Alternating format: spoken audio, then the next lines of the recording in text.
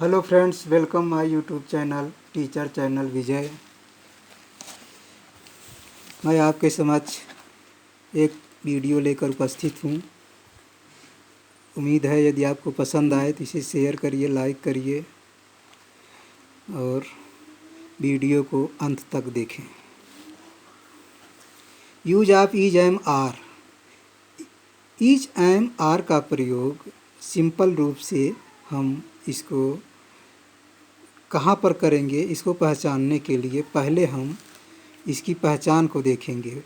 वर्तमान समय में किसी वस्तु, व्यक्ति या स्थान आदि को बताने के लिए इज एम आर का प्रयोग किया जाता है। इसका जो अनुवाद का नियम है वो है ही, सी, इट, नेम तथा एक वचन कर्ता के साथ इज का प्रयोग किया जाता है। दूसरा आपका है बी, यू, दे तथा बहुवचनकर्ताओं के साथ आर का प्रयोग करते हैं। नियम तीसरा आई के साथ, केवल आई के साथ एम का प्रयोग करते हैं। अब आगे जो वीडियो में आपको संक्षिप्त शब्द मिलेंगे जिसके हम यस और ओ से कहेंगे, दर्शाएंगे, तो उसके लिए क्या जान लीजिए आप। सब्जेक्ट फुल फॉर्म है यस का, तो इसका मतलब कर्ता होगा। वाक्य में कर जिसके बारे में जो करता होगा, कार्य को करने वाला या जिसके बारे में कुछ कहा जाएगा वो करता होगा। जो शब्द कहा जाएगा वो आपका कर्म होगा। वर्ड ऑर्डर ये आपको शार्ट में मिलेगा, ये भी WO से प्रदर्शित किया गया है। इसका है शब्दों का क्रम। अफर्मेटिव सेंटेंस, सकारात्मक वाक्य, ये आपका पहला टाइप का वाक्य होगा। इसमें देखेंगे आप इसका वर्ड ऑर्डर किस तरह से बनेगा। इसका वर्ड ऑर्डर होगा, पहले सब्जेक्ट होगा, फिर इज एम आर में से एक को लिखेंगे, फिर हम ऑब्जेक्ट को लिख देंगे। जैसे क्या है, वह एक राजा है। उदाहरण के तौर पर हम जब देखेंगे तब यहाँ पर ही हमारा ये सब्जेक्ट है, इसके साथ हमको इज लगाना है। पहले आप ऊपर पढ़ चुके हैं, ही, सी, इट, नेम और सिंगुलर के साथ हम इज का प्रयोग करेंगे। तो इज है और ए किंग, एक राजा जो बताया गया है यहाँ पर, तो हम उसको यहाँ पर लिख लेंगे, ही इज ए किंग। इस तरह से हमारा एक वाक्य बन गया, हमने उदाहरण समझ लिया। दूसरा होता है बुक अच्छी है, किताब अच्छी है, सॉरी, तो द बुक इज गुड। यहाँ पे बुक है, एक वस्तु है, इसके साथ हमने इज लगाया और गुड लिख दिया। ये आपके वस्तु के बारे में बता दिया, ये व्यक्ति के बारे में बताया। उसके बाद तीसरा वाक्य जो आपका उदाहरण है वो बता रहा है स्थान के बारे में। दिल्ली भारत की राजधानी है। Delhi is the capital of India. Delhi स्थान है, इसके साथ इज लगा, एक स्थान है। The capital of India, Bharat की राजधानी है। यहाँ तक हमने दिखाया। मैं एक अध्यापक हूँ। अब हम आई के साथ एम का प्रयोग करते हैं, केवल आई के साथ। और अ टीचर, एक अध्यापक के लिए लगाया, तो आई एम अ टीचर। इस तरह से अनुवाद हमने किया। दूसरा वाक्य है तुम गायक हो। You are a singer, second person you के साथ हमने आर का प्रयोग किया है। आर होता है आर का प्रयोग, ए सिंगर। अब हम दूसरे टाइप के जो वाक्य होंगे इसके सेंटेंस हैं निगेटिव सेंटेंस, नकारात्मक वाक्य। नकारात्मक वाक्य में क्या होता है कि इसमें एक बात यह ध्यान रखना है कि नकारात्मक, इसमें इस तरह के वाक्यों में नहीं शब्द लगा रहता है। और बाकी जो बातें ऊपर बताई गई हैं कि किसके साथ हम इज का प्रयोग करेंगे, किसके साथ आर का प्रयोग करेंगे, किसके साथ एम का प्रयोग करेंगे, इज एम आर में से एक, ये बातें वही रहेगी इस काल के वाक्यों में भी। अब इसमें जब हम इसका अनुवाद करेंगे, पहले वर्ड ऑर्डर इसका देखेंगे। वर्ड ऑर्डर में थोड़ा सा चेंज है। इसमें जहाँ इज एम आर है उसके बाद में हम नॉट का प्रयोग कर देंगे, उसके बाद फिर ऑब्जेक्ट लिखें, फिर फुल स्टॉप लगा देंगे। उदाहरण के तौर पर देखेंगे, साक्षी बुद्धिमान नहीं है। साक्षी एक लड़की का नाम है लड़की का हो या लड़के का, लेकिन इसमें इज लगेगा इसके साथ। नॉट, जैसे कहा गया है कि इन तीनों में से एक का प्रयोग करेंगे, इज एम आर में से उसके बाद फिर हम नॉट का प्रयोग करेंगे, फिर हम ऑब्जेक्ट लिख देंगे, ऑब्जेक्ट के रूप में जो उसकी विशेषता है क्या है, इंटेलिजेंट। सच ही इज नॉट इंटेलिजेंट। दूसरा हो गया तुम एक वकील नहीं हो, you are not a liar. अब इसमें यू के साथ आर का प्रयोग होगा, पहले हमारा सब्जेक्ट है जिसके बारे में कुछ कहा जा रहा है, और आर, आर ये हमारा क्या है, सहायक क्रिया जो मुख्य क्रिया के रूप में है यहाँ पे।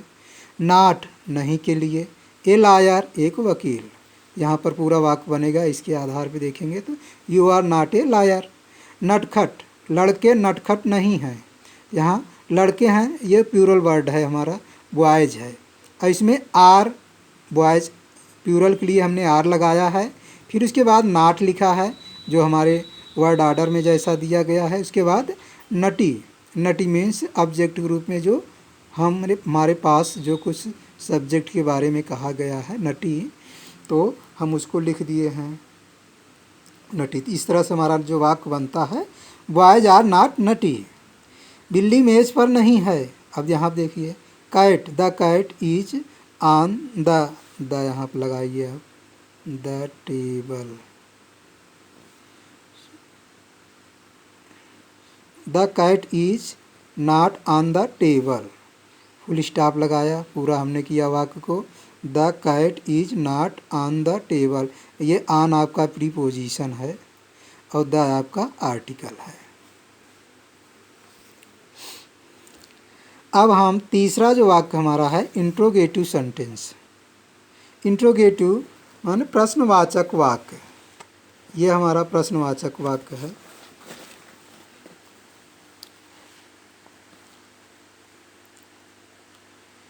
अब इसमें क्या ध्यान देने वाली बात है कि इस तरह के वाक्यों में क्या शब्द पहले आता है और अनुवाद करते समय क्या शब्द की अंग्रेजी इज एम आर को पहले लिखते हैं। अब हम इसका जो वर्ड ऑर्डर देखेंगे तो उसमें हमको इज एम आर को हम पहले लिखेंगे, किस लिए, जो क्या शब्द पहले आया है इसलिए, और उसके बाद फिर हम सब्जेक्ट लिखेंगे, इज एम आर में से एक लिखेंगे जो हमारा सब्जेक्ट कहेगा सब्जेक्ट के रूल के हिसाब से। उसके बाद फिर नॉट लिखेंगे, नॉट के बाद फिर हम ऑब्जेक्ट लिखेंगे, ऑब्जेक्ट के बाद फिर हम प्रश्नवाचक का चिन्ह लगाएंगे।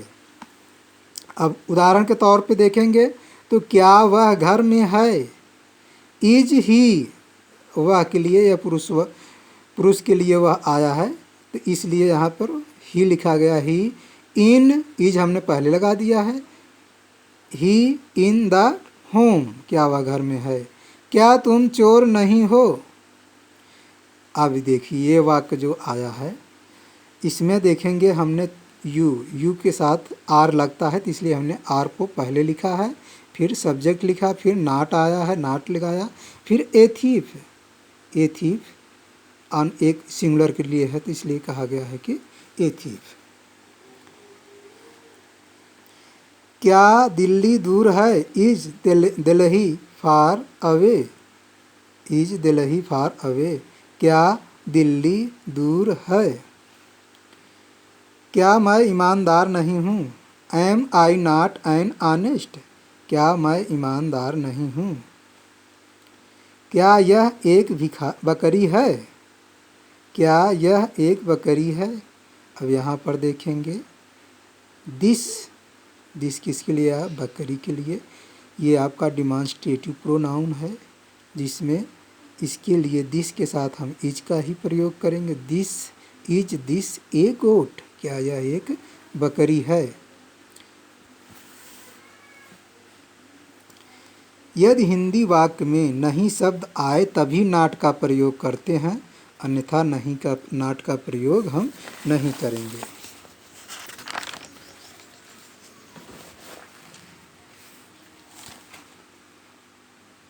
WH टाइप इंट्रोगेटिव सेंटेंस, इसका हम चौथे प्रकार के जो वाक्य होता है हम उसको भी इसमें प्रयोग कर सकते हैं।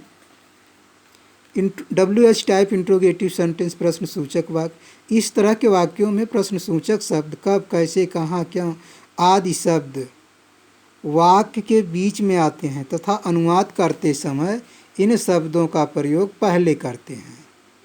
जैसा कि आप जो कब, कैसे, कहाँ, और जो क्वेश्चन वर्ड QW आया है, QW का मतलब होता है क्वेश्चन वर्ड, प्रश्नवाचक शब्द, प्रश्न सूचक शब्द। अब इसमें जो प्रश्नवाचक शब्द और इसमें जो प्रश्न सूचक शब्द हैं वो क्या हैं? When, where, how, what, why, how many, how much, which इत्यादि आते हैं। तो हम इसमें देखते हैं कि पहले इन शब्दों को पहले लिखेंगे जो बीच में आएंगे, उसके बाद मुख्य क्रिया काम जो कर रहे हैं इज, एम, आर, और में से एक लिखेंगे, फिर सब्जेक्ट लिखेंगे, फिर नॉट लिखेंगे, फिर हम ऑब्जेक्ट लिखेंगे, फिर हम प्रश्नवाचक का निशान लगाएंगे। उसके बाद उदाहरण के लिए देखेंगे तुम कहाँ हो, इसमें आप देखेंगे सेकंड पर्सन यू आया है, फिर इसमें कहाँ आया है,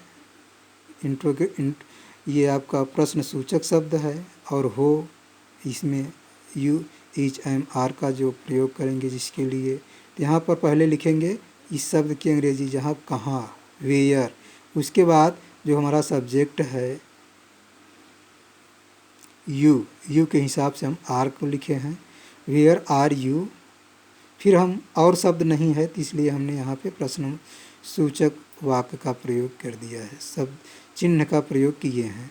उसकी गाड़ी कहाँ है, वेयर इज हर वैन, उसकी गाड़ी कहाँ है, वेयर इज हर वैन। यहाँ पे उसकी गाड़ी जो ये फीमेल जेंडर के लिए किया है, फेमिनिन जेंडर के लिए किया गया है हर, और स्त्री जात के लिए जो पासेसिव वर्ड है।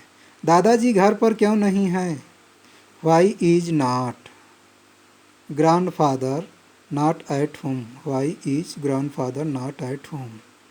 अब यहाँ पर वाई क्यों के लिए किया गया, इज दादाजी के लिए किया गया, और नॉट नहीं शब्द आया है इसलिए किया गया एट होम। वे मैदान में क्यों नहीं, वे मैदान में क्यों हैं, why are they in the field, वे मैदान में क्यों हैं। टब में कितना पानी है, how many water is in the tub. अब इसके आपके प्रयोग के लिए कहा गया है, आपके प्रैक्टिस के लिए, जिसमें आप प्रैक्टिस कर सकते हैं। पानी गंदा है, वाटर इज डर्टी, वह मेरा भाई है, ही इज माई ब्रदर, मेज टूटी है, टेबल इज ब्रोकन, लड़कियां मैदान में हैं, girls are in the field, उसका क्या नाम है, व्हाट इज हर नेम, इसको आप बना भी सकते हैं। व्हाट इज, ये देखिए व्हाट क्या शब्द आया है बीच में, फिर हम इज लिखेंगे, उसका नाम है तो इसका मतलब लड़की का नाम भी हो सकता है, लड़की का लिखेंगे तो हम हर लिख देंगे, लड़के का लिखेंगे तो हम हिज लिख देंगे, हिज नेम। अब इसके बाद हम प्रश्नवाचक का निशान लगा देंगे। तुम मूर्ख हो, ये भी बना सकते हैं, आप बनाइए इसको, हम सोचते हैं आप बना लिए होंगे।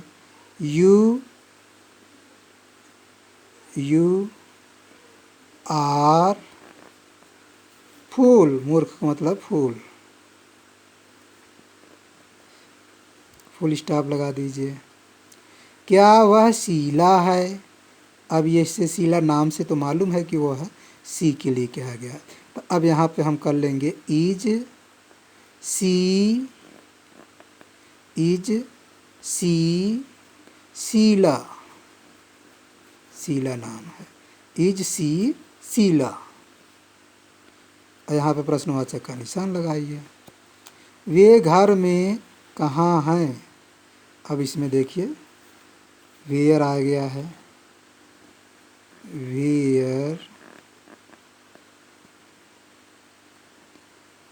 इसमें वे के लिए आया है, इसका मतलब है कि ही, वेयर इज ही एक व्यक्ति के लिए आया है, where is in the home, घर में, इसलिए हम प्रश्नवाचक का निशान लगाएंगे।